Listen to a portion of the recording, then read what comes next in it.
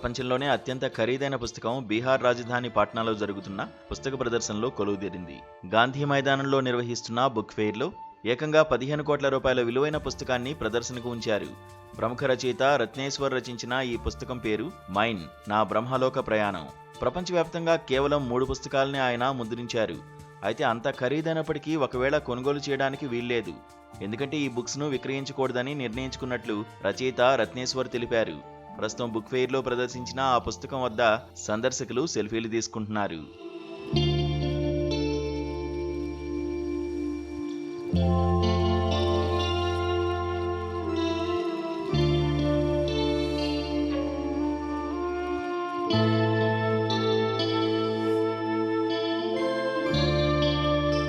అయితే 15 నెలల పాటు తాను ప్రవాసంలో ఉన్నప్పుడు చేసిన ఆధ్యాత్మిక యాత్రల్లో ఎదురైన అనుభవాలతో ఈ పుస్తకాన్ని రాశానని రచయిత రత్నేశ్వర్ తెలిపారు.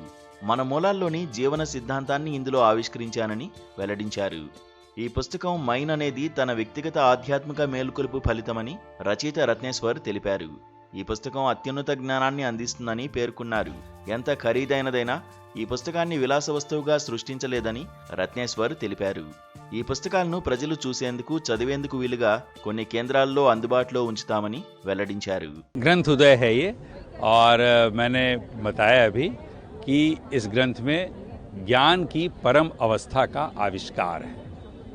ये मूल बात है। मतलब ज्ञान की परम अवस्था, इसका अर्थ ये हुआ कि जैसे आप किसी भी जीव के लिए, जीवन के लिए, या ईश्वर के लिए, भगवान के लिए, जैसे मान लीजिए बुद्ध के लिए आप ये जब सुनते हैं कि उनको ज्ञान प्राप्त हो गया था, तो वह कौन सी अवस्था थी जिसके बाद ये कहा जाने लगा कि उनको ज्ञान प्राप्त हो गया।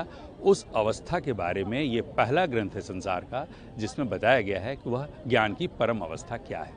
अच्छा, आपने इस किताब का कॉस्ट जो है 15 करोड़ रखा है, काफ़ी कॉस्टली है। आखिर आपने क्या सोच करके इसकी कॉस्ट को इतना हाई रखा है? बहुत अच्छा सवाल आपका। ये जिस तरह से मेरा दर्शन है और मैंने ब्रह्म की पूरी यात्रा की, उसी में मुझे इसकी कीमत भी मिली, और उसी में मुझे ये मतलब उतर आया मेरे ऊपर कि इस ग्रंथ की कीमत 15 करोड़ रुपए रखनी चाहिए।